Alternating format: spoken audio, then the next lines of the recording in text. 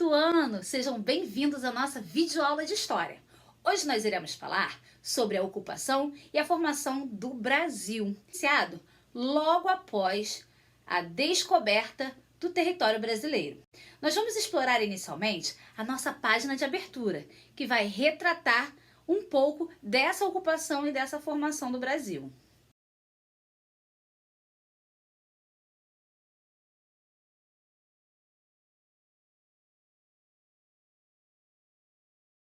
O nosso estudo hoje vai se estender da página 8 até a página 11. Então, não esqueçam de colocar a data de hoje, até a página 11. No capítulo 1, nós vamos falar sobre os primeiros anos. Vamos falar sobre a exploração da primeira riqueza que os portugueses encontraram. E não foi ouro, e não foi a prata. Eles encontraram primeiro o pau-brasil, que era conhecido pelos indígenas como Ibirapitanga, que quer dizer árvore vermelha.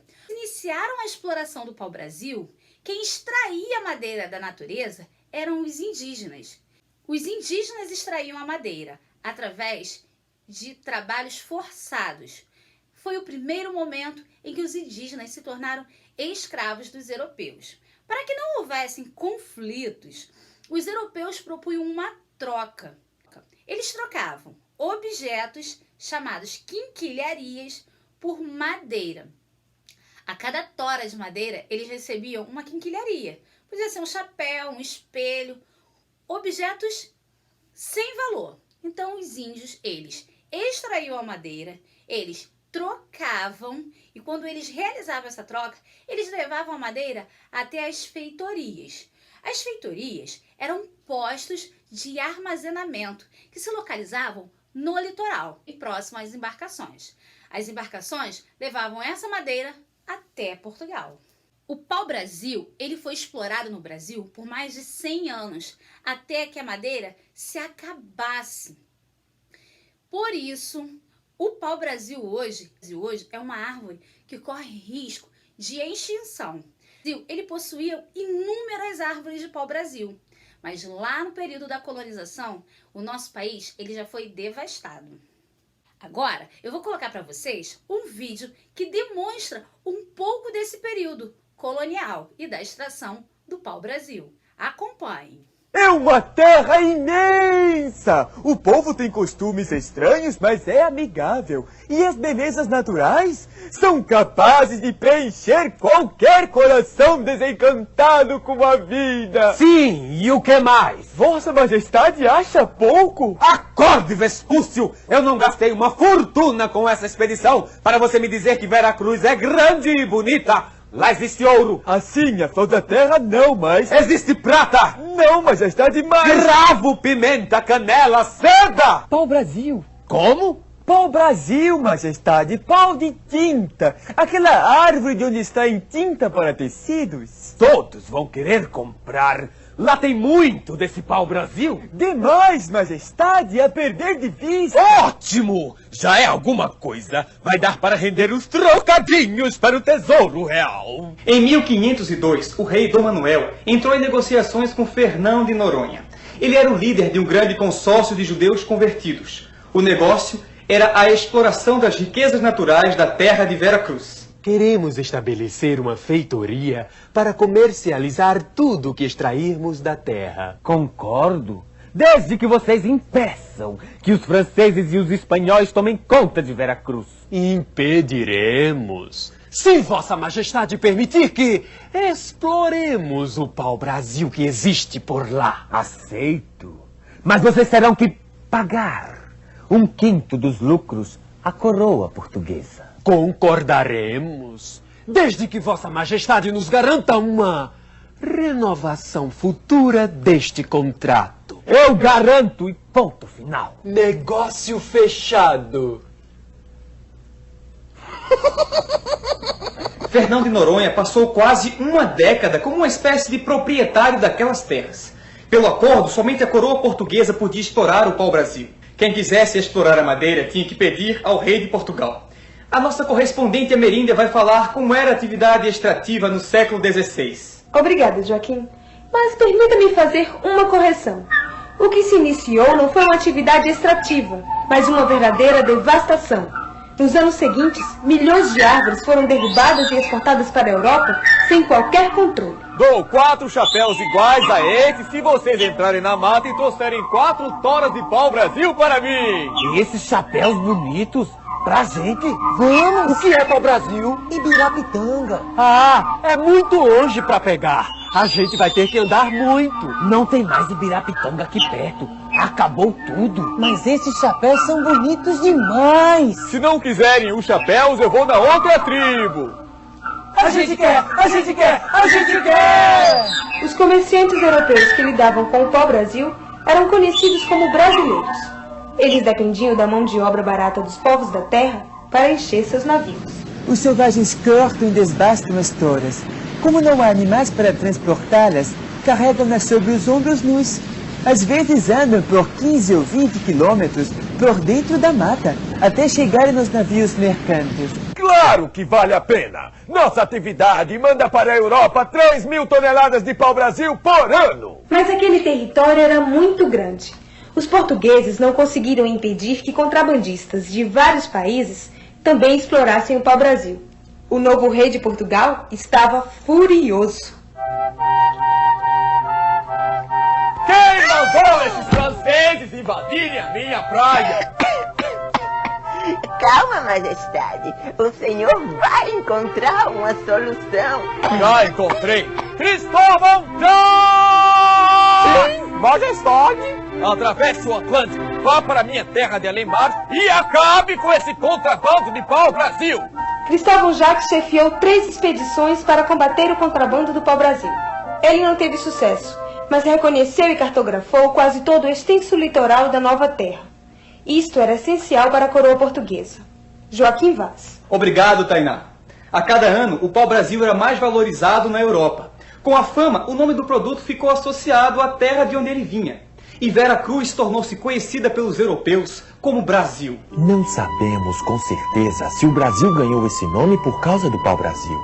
O nome também pode ter vindo de uma lenda do século IX, que falava da existência de uma ilha maravilhosa chamada Rai Brasil ou Terra da Bem-aventurança. De qualquer modo, quanto mais conhecida fica essa terra, mais desperta o interesse de outros povos. Martim Afonso! Pronto, majestade! Vou lhe fazer um pedido de amigo. Vá ao Brasil e livre-nos desses franceses traficantes de pau-brasil! Mas, majestade, estou de partida para a Ásia. Eu não vou impedi-lo de ir para a Ásia. Ainda bem, majestade, porque... Desde que antes faça o que eu pedi. E não fique com essa cara. Não vai ser tão ruim assim. Afinal, vou lhe dar poder suficiente para colocar ordem nas coisas. Somos ou não somos amigos? Hein? Hein? Somos sim, majestade. Então aproveite que você está indo mesmo para o Brasil e explore o Rio da Prata, que fica mais ao sul. Dizem que tem muitas riquezas por lá. Vocês puderam entender como funcionava a extração do pau-brasil e o escambo? Dessa forma que nós assistimos no vídeo. No capítulo 2, nós vamos falar sobre a administração do território. Durante muitos anos, o Brasil foi explorado. O território brasileiro se tornou colônia de Portugal. Portugal era a metrópole. Tudo que era extraído no Brasil era levado para a metrópole. E lá eles vendiam. O dinheiro da venda dos produtos não era devolvido para o Brasil. Ficava todo para a coroa portuguesa. O território brasileiro despertou o interesse de espanhóis, eles também vieram lutar pela parte deles. Foi aí que eles criaram o Tratado de Tordesilhas. O Tratado de Tordesilhas serviu para dividir o território espanhol do território português. Assim, cada um exploraria a sua parte no território. Vamos acompanhar o que foi o Tratado de Tordesilhas, como foi que ele surgiu e quando foi que ele acabou? Tratado de Tordesilhas. Logo após a chegada de Cristóvão Colombo à América, em 1492, a corte espanhola começou a se preocupar em proteger legalmente as terras descobertas na América. O rei espanhol procurou o Papa Alexandre VI, que através da bula intercoetera estabeleceu a posse de todas as terras descobertas a 100 léguas a oeste de Cabo Verde, a Espanha. Através deste documento, Portugal ficaria sem a possibilidade de ter a posse de territórios na recém-descoberta América. O limite estabelecido também dificultaria as navegações portuguesas no Oceano Atlântico. Como Portugal, assim como a Espanha, era uma potência militar e econômica da época, para evitar conflitos, os espanhóis e portugueses resolveram abrir negociações para o estabelecimento de um novo tratado. Este deveria contemplar os interesses de ambos os reinos no tocante à descoberta, exploração e colonização das novas terras. O Tratado de Tordesilhas foi um acordo firmado em 4 de junho de 1494 entre Portugal e Espanha. Ganhou este nome, pois foi assinado na cidade espanhola de Tordesilhas. De acordo com o Tratado de Tordesilhas, uma linha imaginária a 370 léguas de Cabo Verde serviria de referência para a divisão das terras entre Portugal e Espanha. As terras a oeste desta linha ficariam para a Espanha, enquanto as terras a leste eram de Portugal. O Tratado de Tordesilhas deixou de vigorar apenas em 1750, com a assinatura do Tratado de Madrid, onde as coroas portuguesas e espanholas estabeleceram novos limites de divisão territorial para suas colônias na América do Sul. Mesmo firmando o Tratado de Tordesilhas, o território da América chamava muita atenção de muitos países exploradores. Contudo, a parte que pertencia ao Brasil despertava muito mais interesse, porque era a parte que estava voltada para o Oceano Atlântico, que levava com mais facilidade as riquezas exploradas aqui para a Europa. Então, existiam muitos países que queriam ocupar. Com isso, o rei de Portugal ele teve a ideia de mandar para cá algumas pessoas para administrar. Primeiro, ele dividiu seu território em capitanias. A parte que pertencia a Portugal no Tratado de Tordesilhas ficou dividido assim, em várias capitanias. Cada capitania pertencia a um donatário. O donatário ele era responsável em desenvolver a capitania. Ele deveria evitar invasões, extrair riquezas e mandar uma parte para a metrópole, que era Portugal. Mesmo assim, alguns invasores tentavam se firmar aqui. Com isso, as capitanias hereditárias foi um projeto que também fracassou. Os donatários, além de ter a obrigação de desenvolver a capitania, eles não poderiam vender essa terra. Essa terra era passada de pai para filho, por isso que eram chamadas de capitanias hereditárias. Agora, eu vou colocar um vídeo para vocês poderem compreender como é que funcionava essa relação das capitanias hereditárias. O sistema de capitanias hereditárias é um sistema de controle administrativo colonial que marcou a história da colonização portuguesa no Brasil. A partir do ano de 1530, o governo português passou a voltar os seus interesses políticos e econômicos para as terras brasileiras. Contudo, isso exigia a instalação de algum modelo de administração que fosse capaz de assegurar a posse portuguesa sobre o território e, ao mesmo tempo, tornar o Brasil uma colônia lucrativa. Foi buscando resolver este problema que os portugueses implantaram no Brasil o sistema de capitanias hereditárias em 1534. Nesse sistema, Portugal realizava a divisão das terras brasileiras em longas faixas que partiam do litoral até alcançar os limites do Tratado de Tordesilhas. Assim, cada faixa de terra era considerada uma capitania. Cada capitania tinha um responsável por ela, que era escolhido pelo rei de Portugal e ganhava o título de donatário. O donatário tinha o direito de utilizar a capitania doada por Portugal e, ao mesmo tempo, a obrigação de ocupar o território e organizar atividades que fossem lucrativas. Eles também poderiam repassar o direito de uso da capitania para seu filho. Era por esse motivo que ela também era chamada de hereditária. Entretanto, a posse continuava com a coroa, e por tal razão, o donatário não poderia vender ou comprar uma capitania. Mesmo com todas essas motivações, o sistema de capitanias hereditárias não atingiu o sucesso esperado.